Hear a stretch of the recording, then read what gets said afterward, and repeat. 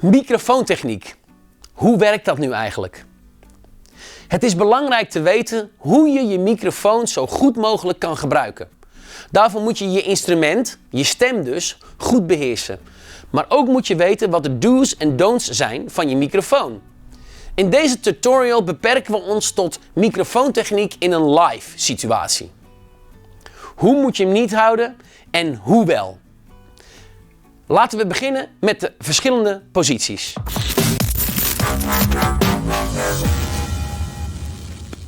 De afstand waarmee je van je mond tot aan je microfoon is heel belangrijk. Wat ik net al zei, je moet dus recht voor de microfoon moet je zingen. Want hier is het gedeelte waar de microfoon het beste luistert.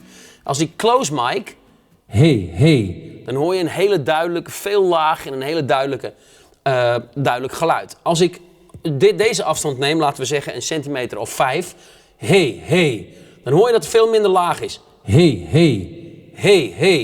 Nog verder, wordt het dunner en verdwijnt eigenlijk de onderkant uit de klank.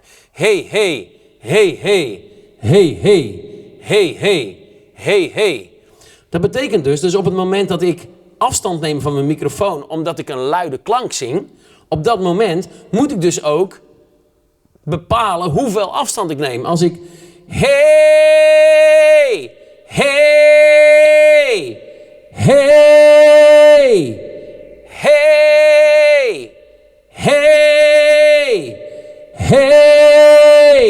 Het maakt een enorm verschil of ik zo'n stuk van mijn microfoon ben of heel dichtbij. En daar ben je continu mee aan het spelen. Dus als ik een harde en een zachte passage heb.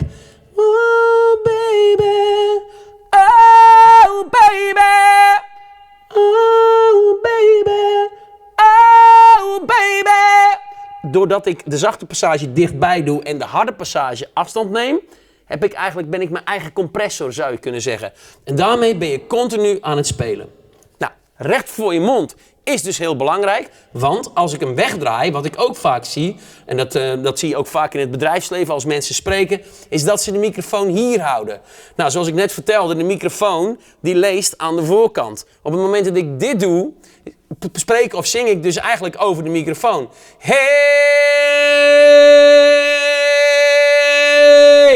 Je merkt dus als ik hem recht voor mijn mond hou, dat je dan veel meer effect haalt uit de microfoon. En dat geldt dus ook voor daarnaast. Of erboven. Of eronder.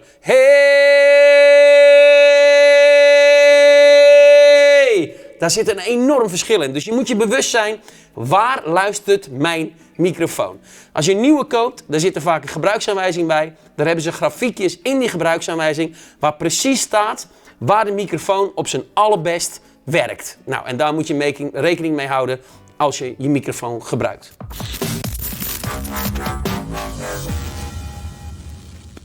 Wanneer neem je afstand van je microfoon en wat betekent dat? In deel 2 van onze Welke Microfoon-serie legt Christophe van Microfoon Make Sure perfect uit wat 1 centimeter verder van je microfoon al betekent.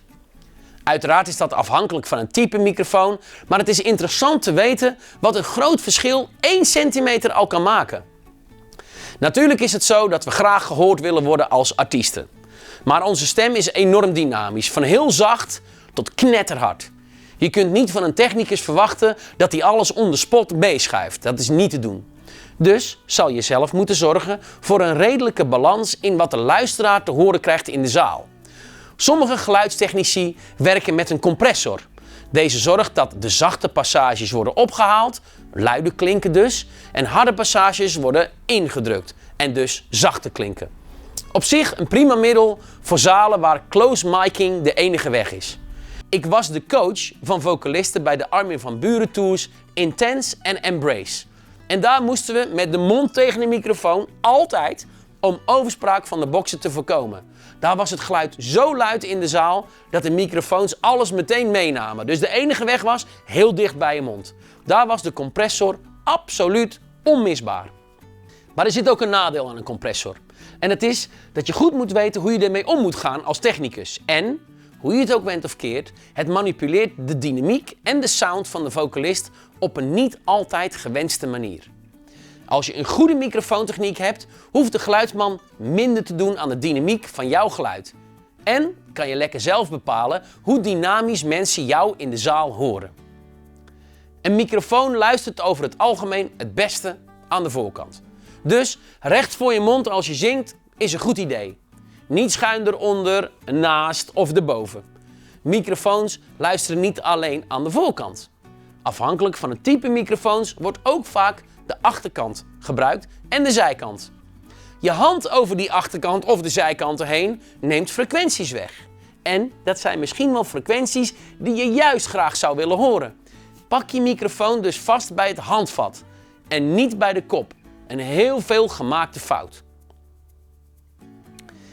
Als je in de harde passages afstand van je microfoon neemt, dus eigenlijk hem van je mond aftrekt, doe dit dan recht naar achteren toe.